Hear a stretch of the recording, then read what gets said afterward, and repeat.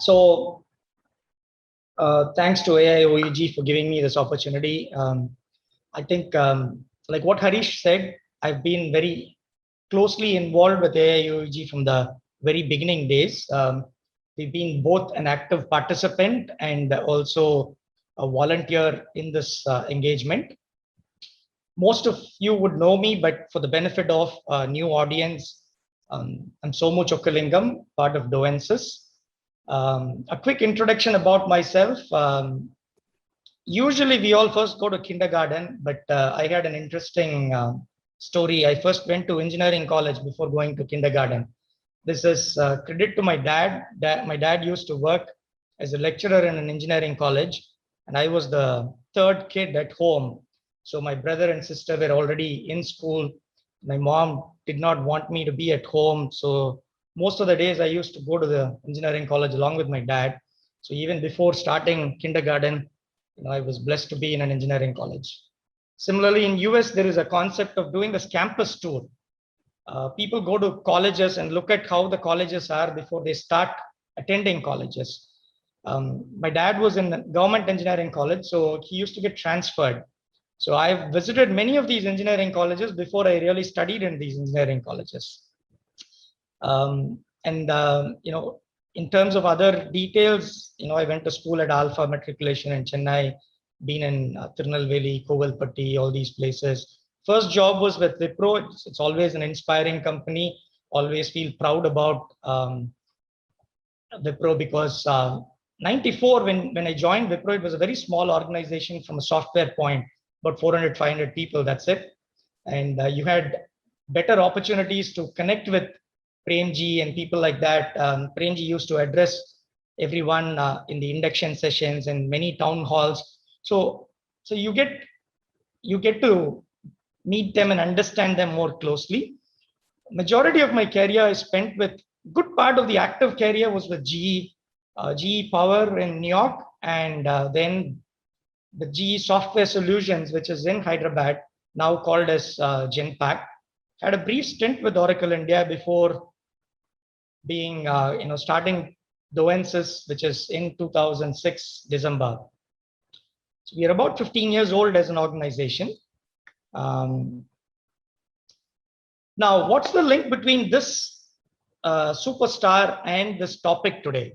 Any guesses? Anybody wants to take a chance on that and share what you think about it? Any guess what's the link between superstar and this session today? I'm not able to see your channel. Everyone in India is a fan of superstar. It is, but the link to this session, any guess? Follow your passion.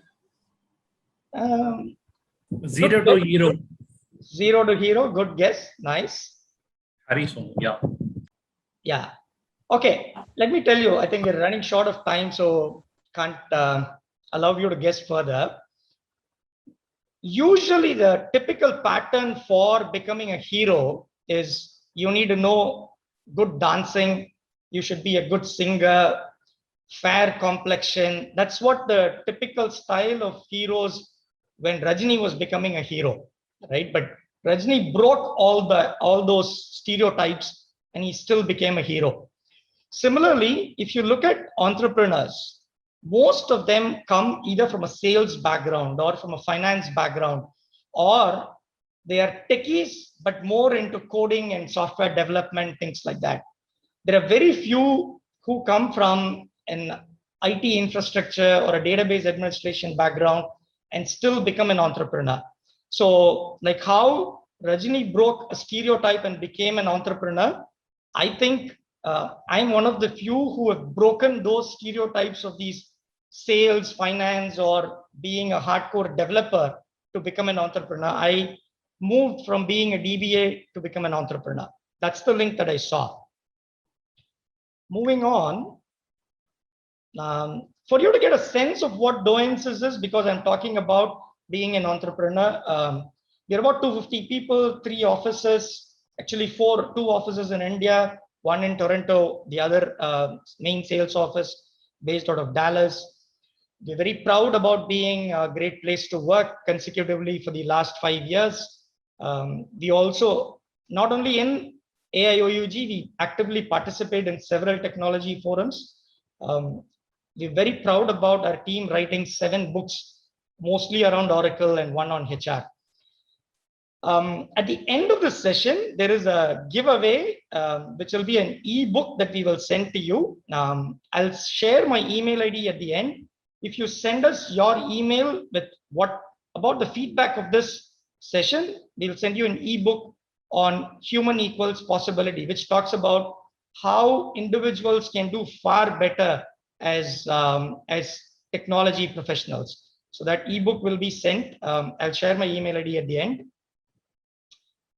This is a slide that many of you would have seen, but I thought this is very relevant.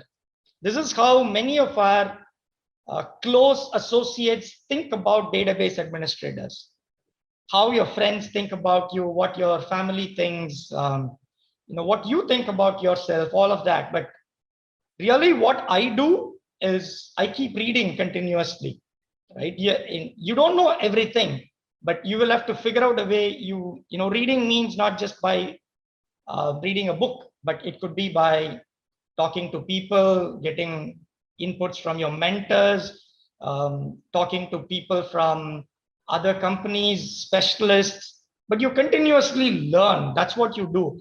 And I think even the first session or this whole AIOUG is about helping people learn new things, share ideas, right? So that's what we all do. But this is what others think. Our customers think as if we do magic. Mom is very proud about you. I used to work with Citibank at my early days. This, for people who know Chennai, this was in Shakti Towers. It was a prestigious building those days. People were always they were well dressed. They were in tie. So when my mom saw me like that, she thought I was in a very high profile work. We all knew what we were doing, working in shifts. There was no nights and days. That's what our life was. But this is the impression that people have about database administrators. Now, DBA can become entrepreneur. That's the topic that we are talking on now. Why become an entrepreneur? Can people share their thoughts on the chat window here so that we can see what is your perception? Why would people want to become entrepreneurs? Any inputs you can share on the chat? Why would people want to become entrepreneurs? To provide jobs to others. Hard work.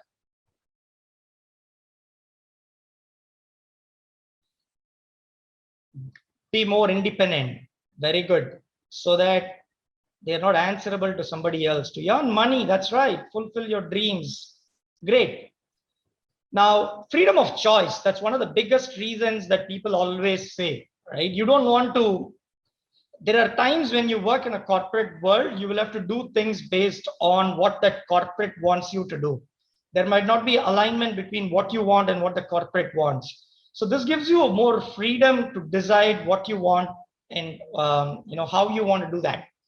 But the key is, many times you don't get to do what you like.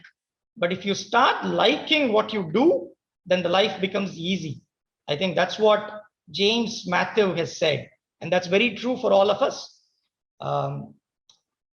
I started, like in the first slide that you would have seen, my dad was a lecturer, professor. He retired as a principal from engineering college. So I've always lived in engineering college quarters. So I've always lived with professors. I thought I would want to become a professor, right? Now that's what was the liking. But then somewhere down the path, things changed. IT was booming. I finished in 1994. So there was this thing about Y2K and everybody was getting sucked into IT. You get paid well, you had a good life. So I also moved on to that. But then I started liking what I do. So that's what kept you going. So it's very important for you to like what you do. Next, I think somebody said to earn more money. Look at the top 10 richest people of the world, or even if you take top 10 richest people in India, it's all, so it's the list is only from entrepreneurs. It's not from people who have been employed. So if you want to become one of the richest people, the option is to become an entrepreneur. If you want to learn more, the option is again to become an entrepreneur. Do you know who this person is in the photo here? Any guess from people? So this is founder of Milky Mist. His name is Satish. He got dropped out of school at an age of 8. I don't think it was by choice, but due to family conditions and other reasons, he had to drop out of school. But today, he runs an enterprise which is over 500 crores in revenue, right? Large distribution network. You have to do a lot of strategies in terms of growing this to this level. So when people ask Satish, founder of Milky Mist, do you feel that you didn't go to college, you didn't learn, you could have been better if you had had a college education? His answer was, I continuously learn even when I'm in business. And I get to learn from the top best talents. The ex-MD of Amul India used to be the MD for Milky Mist. So he said, who else can teach me better about my the milk business than MD of Amul India, ex-MD of Amul India, right? He had the best talents who was working for him. So he was able to learn all of this. So all that is required is to have an open mind, and then you can learn new things. Now, Harish was talking about Python. Now, all of us are in a different world. So if you want to learn new things, you have to have an open mind. Then there are enough people around you from whom you can learn. So when you're an entrepreneur, you get best of the minds to work with you and you can learn from them. If you want to serve the society, there is, I think, no better way than being an entrepreneur. Look at the kind of amount that people are able to spend on social costs. For Diwali, I think we spend about, say, 10,000, 20,000 rupees. But Ratan Tata has given 1,000 crores for cancer patients during Diwali. Look at the amount of money that Premji has spent in terms of improving the school education. Premji works very closely in terms of improving school education by improving the teachers there, not by just starting new schools. So not only giving huge money, but if you want to choose a right cause and work on it, I think being an entrepreneur helps in doing such things. So these are some things which really motivates people to become an entrepreneur.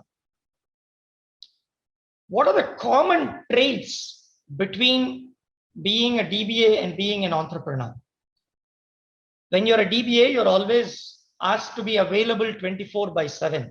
I think that's one of the things that they check with you when they hire you to become a DBA. Are you willing to work in shifts?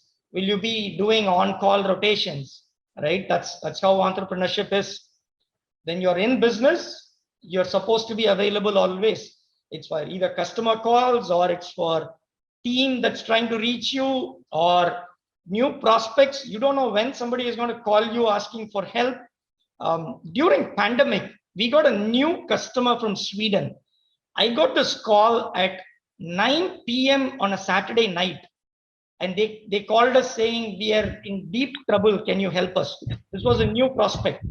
Right now, if I say it's a Saturday night, 9 o'clock, unknown number, and if I don't take this call, you lose an opportunity. So being available 24/7, it's a common trait between being a DBA and being an entrepreneur. Logical reasoning, because many times you don't have the full picture of what you're getting into. First, they call you and say something. As a DBA, they call and say, I'm not able to connect to this application.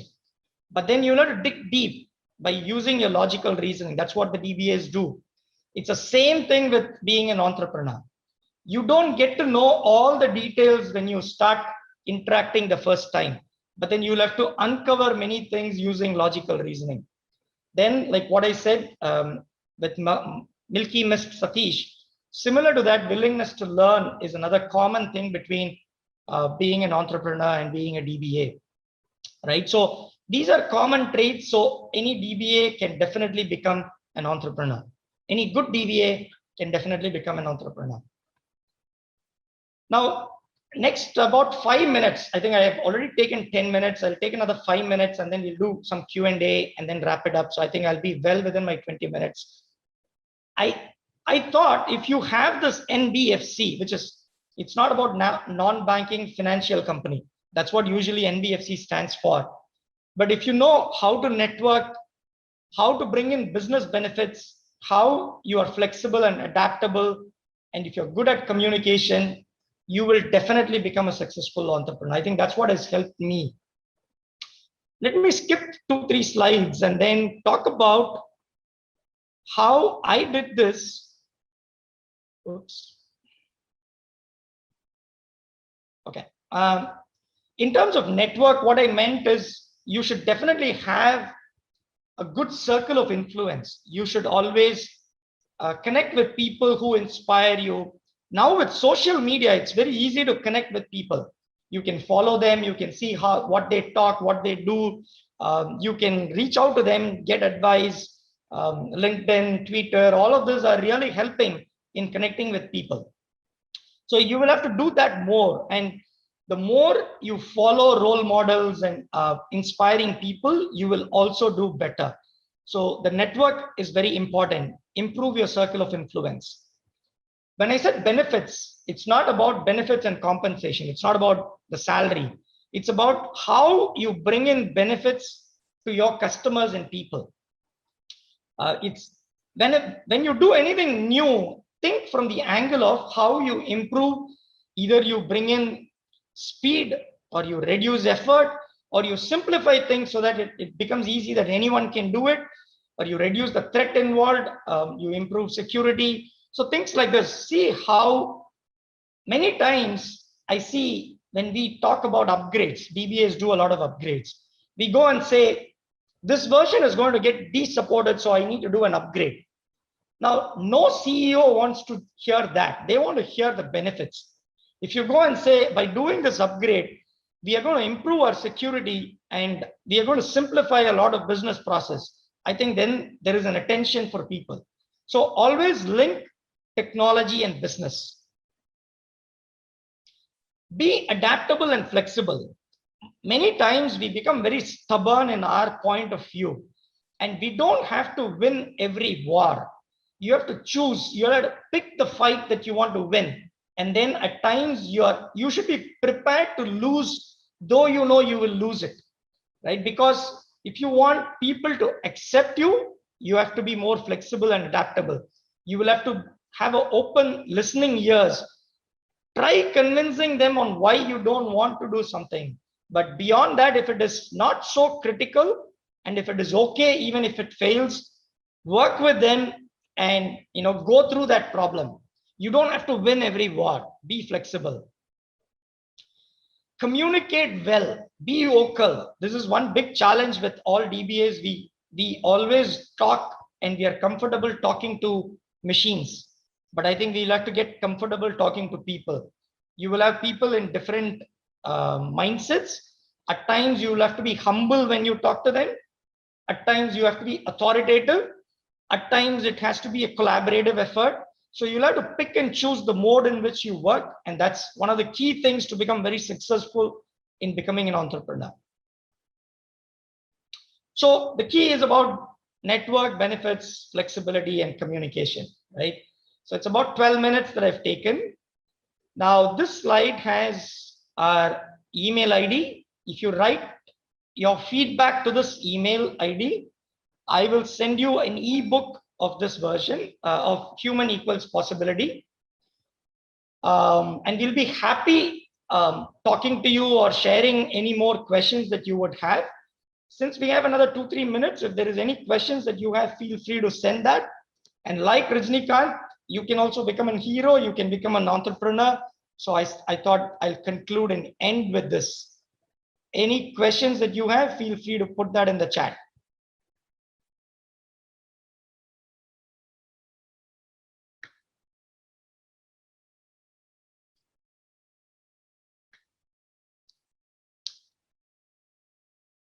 Okay, I see somebody who sent a question to me. They've asked, what did you feel bad when you left your job and started doing your own business? I don't think it's about feeling bad, but there are certain things that you were very comfortable when you worked in large organizations. Everything used to happen. There were different teams who used to take care of different things. But when you run your own business, and that too at a very early stage, you have to do everything for yourself. One example, when I was part of Oracle India, I used to do a project with Investment Corporation of Singapore. So I used to keep traveling back and forth to India and Singapore quite often. So since I was doing this travel quite often, you get all these upgrades in your flights, in the hotels where you stay. So I used to stay in Pan Pacific Hotel. So after seeing me there for almost a month on a regular basis, they upgrade you. They give you larger rooms even though you pay regular category fees.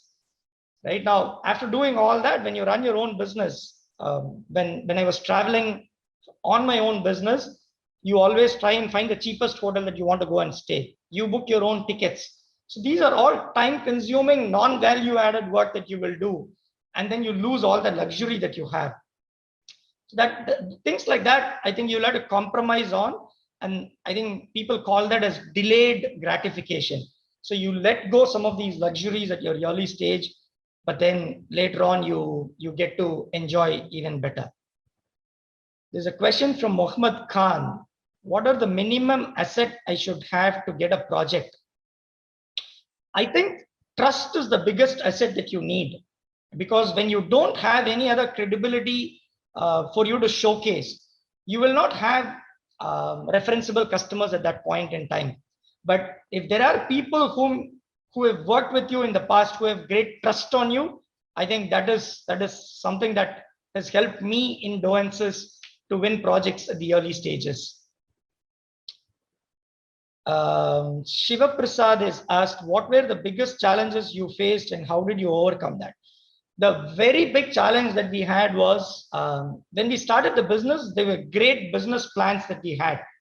Right now, in 2 years, you do 20 crores, you will have 300 people, and there is big plans. And to do that, we had an anchor customer. Before leaving our job, starting this company, we worked with another company which was good, large. I don't want to name the company, a large firm where they felt they can collaborate with us and do a lot of work. So we spent about 2-3 months working with that company, putting all these plans together.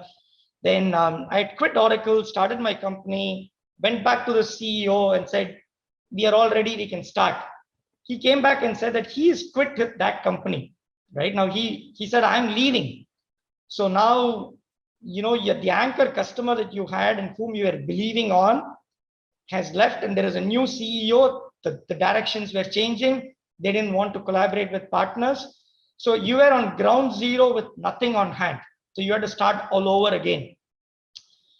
God has been kind. I think that's something that I strongly believe, which we've been able to overcome all of that. And 15 years, 250 people. I think it's definitely happy situation. Please tell us the first story of your first project and how did you get it?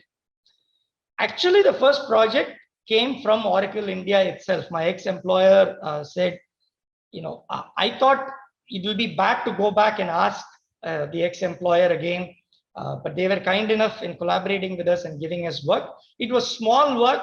We thought we were going to do something big with that large firm with whom I said we were working along. But this was very small, but it still helped us to start. That was based on the trust, right? I think that's what got us our first project. We got a first project from US after about 2 years or so. That was after a lot of scrutiny, but that was purely based on technical capabilities that we were able to demonstrate. Arunachalam Ramanathan, do you follow any strategy to retain clients apart from providing excellent service? I think excellent service is kind of taken for granted. That's something minimum guarantee that you will have to give to customers. We are very happy to say we have several customers who are with us for almost 10 years. 1-800-Flowers is one of the customers that we serve in US. Over 10 years, we do work with them. Panasonic in US, over 10 years, we do work with them. I think our value system is what really stands out. Being passionate about what you do, being committed in what you're doing, constantly work with customers for innovation. Don't try to milk the customer every time and say it's a change request. I need more money. It's out of scope. That irritates people, right? It has to be a win-win game. I think that value system of being passionate, committed, continuous innovation is what I think has helped us. Somu, I think we are can on, we take on time. questions later? Yeah, I think. Yeah, thank you, Harish, and thanks everyone. Thank you, for Somu, for sharing your story. Over to Veera, so that we can.